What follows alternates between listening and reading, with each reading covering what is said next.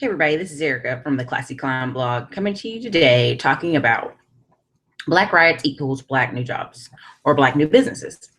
I know the cities of Baltimore and other cities are looking for ways to come up with education incentives and job bills and all this other stuff, and that's not the solution. It's really not the solution. The solution is new entrepreneurs coming out of this rubble. One, the jobs were never there in that city for those particular people anyway. Two, if they don't have cars, they can't drive out to the suburban areas where the companies have relocated out of downtown. Three, a lot of these people are not dressed in a way that someone would give them an opportunity that way. It's not happening. So I'm always encouraging people, yeah, if you need a job to just pay your bills and eat food. Yes, get the job. But at the end of the day, your 5 to 9 needs to be you looking for one, an opportunity, for two, a product or service you can sell. If it's your service, if you can go, business to business or company to company, power washing, lawn care, cleaning, whatever it is you can do, you have to go where the money is, or you have to sell a product that you can build an audience for. So three, you need to build that audience or build that business presence, either by going business to business, door to door, for 30, 60, 90 days straight, or you need to build an online presence that you can work on at night. So what I'm seeing a lot of hair braiders, a lot of hair salon young ladies come up with products. And, when you have incidents like this, you need to channel that frustration, channel that energy to, guess what? You know what you need to start doing? Buying Black only product, buying Black only hair products, buying independent only clothing, get down to the niche where your money is not supporting people who hate you and people who attack you and people who break the streets up, or people or police, whoever you feel is the community oppressing you. That's where you need to stop spending your money. I love what Andrew Hatchett has done with buyblacknyc.com. He also now has buybblackusa.com, I think, or .net. I'll double check on that. But if you feel so strongly that you're not being treated correctly, your money is power, and where you take your money, that's where the power is. And so I've personally, since I've been in Austin at this point in time, I've sought out, okay, where can I get my hair supply? Where can I buy clothing and earrings? Where can I buy things that are independently owned? And it is very hard at times to find those things, but when you do, support them and support them continuously. I think that's some of the biggest things. Our friends start businesses and we don't support them in their business until it gets popular and blows up, and then, oh yeah, now I'm supporting you. It's kind of silly. Or, some people have services they can sell. Like I have a friend who teaches cooking classes just in the comfort of her own home, $35 a pop, and 4 or 5 people show up. Well, guess what? If she does that several times a month, that solves her ever having to get a second job.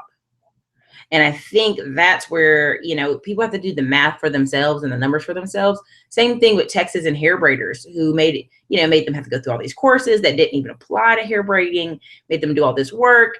And, you have to pull people in a streamlined manner, because the state of Texas, what it's been doing now that it's dismantled, it was wasting $10,000 of some poor young woman's money she didn't have to give to cosmetology school that wasn't providing her any skills. So what happens is you force people to go into their homes and start hair braiding in their homes. And yeah, they're making money, but they're not going to document it on paper. They're not going to fill out their taxes. They're not going to fill all this paperwork out saying they do that, because you'll catch them and you'll get money from them. So, these things we want more limited government so that people can expand their business ideals and test them out and go buy commercial space. I think there's going to be a big hit in commercial space from what I see, even in the busiest city in the United States right now, Austin, Texas, building everywhere. There's tons of empty commercial space, and it's because they're just overpriced. And either you take a pinch as a company, you take a pinch and knock it down a little bit to get people in there, or you just let it sit empty and it just devalues the whole building space. It's just not a win-win. You have to do what's best sometimes for the business owner, do what's best for the community, and have that space full of business owners, full of people.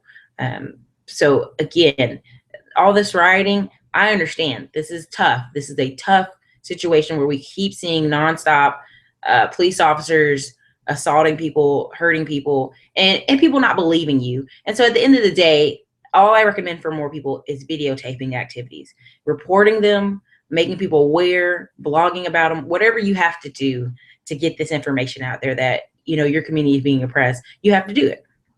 But at the same time, you have to find an opportunity to grow your financial standing, because the police don't go into Black wealthy neighborhoods in Baltimore and DC and do this. No, they would get their butt sued. These people have connections. These people are lawyers. These people have ties that you're not going to come in their community and destroy it. And so that's the difference. When you have some financial standing, and when these police officers are being filmed, they're being accountable.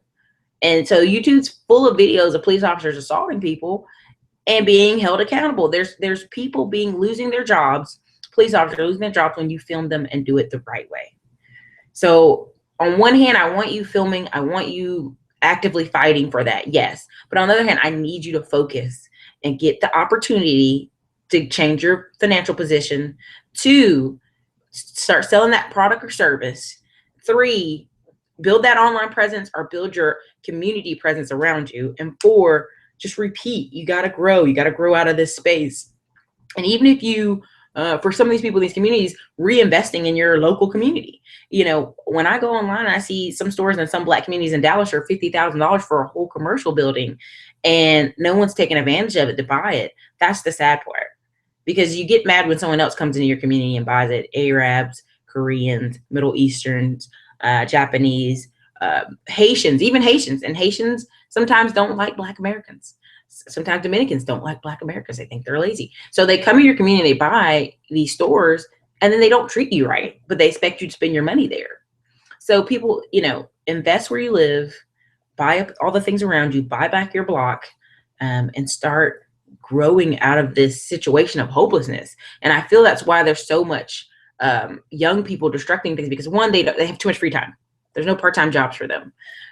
I want these young people that are spending so much time on Facebook and YouTube to go look up opportunities, go look up things to build and create.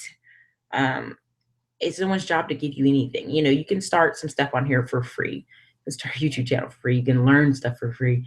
It's so much opportunity they could create for themselves. So again, this is Erica from the Classy Climb blog. Sorry, it's a little bit long today, but I have several more coming. I know I owe you a ton of videos, so I'll work on that today. Thank you guys. Have a great day.